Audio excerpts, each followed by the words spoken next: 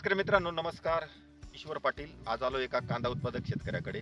बाजारामध्ये सध्या कांद्याचे रेट चांगले, आपली प्लॉट पण चांगले असतील आणि आपल्याला चांगला एकदम दर्जेदार कांदा तयार करायचा असेल, वजनदार कांदा तयार करायचा असेल, तर त्या दृष्टीने हा शेतकरी अनुभव आपल्याला नक्कीच उपयोगी पडेल. दादा, तुमचा परिचय करून द्या बरं. नमस्कार. माझे नाव नानासाहेब निवृत्ती गांगुर्डे, मुक्काम पोस्ट दिगवत, तालुका चांदवड, जिल्हा नाशिक.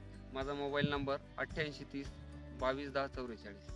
आपला 8 दिवसापूर्वी इथं आपण एक डेमो घेतला. बरोबर. डेमो घेण्यापूर्वी काय तुमच्या कांदा प्लॉटचं काय चित्र होतं? कांदे ना मानी पण एकदम बारीक होता आणि कांदे उपटून पाहिल्यानंतर मुळांची संख्या कमी होती. महत्वाचं त्यांची व्हाईट रूट चांगली डेव्हलप होताना दिसते आणि जी पातींची संख्या आहे, पानांची संख्या पानांची संख्या, हा, हो हा. हो, या पानांची संख्या पूर्वी आहे किती ना, होते? 8-9 किंवा 7-8 अशी स्टेज होती पानांची. आणि या पाती पण अशा लूज झालेल्या होत्या, अशा ओके. खाली पडलेल्या, मग आता ते कडक झाले, टाईट हो. झाले. एकदम कडक झाल्या. आणि महत्वाचं ही पानांची संख्या वाढली त्यांची वाली. थोडक्यात पानांची संख्या वाढली हो. तर नक्कीच फुगवणीला मदत होते.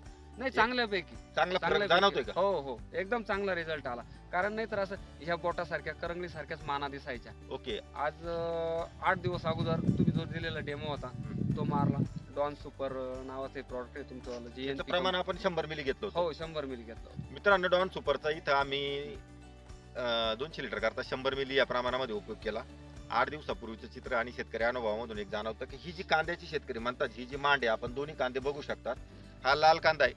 ह्या दोन्ही ठिकाणी मांड ही एकदम अप्रतिमरित्या चांगली ग्रोथ झालेली आहे. थोडक्यात पानांची संख्या वाढली आहे आणि पर्यायाने त्याचा फुगवणीला फायदा होतोय. 100% एकंदरीत डॉन हो. सुपरचा जे रिझल्ट आहे त्याच्यावर तुम्ही खुश आहे का? हो, एकदम सुंदर रिझल्ट आहे. एकदम 8 दिवसामध्ये पहिल्या 3-4 दिवस नाही रिझल्ट, पण त्या 4 दिवसानंतर डायरेक्ट पाती एकदम अशा टाईट झाल्या त्याच्यावाल्या.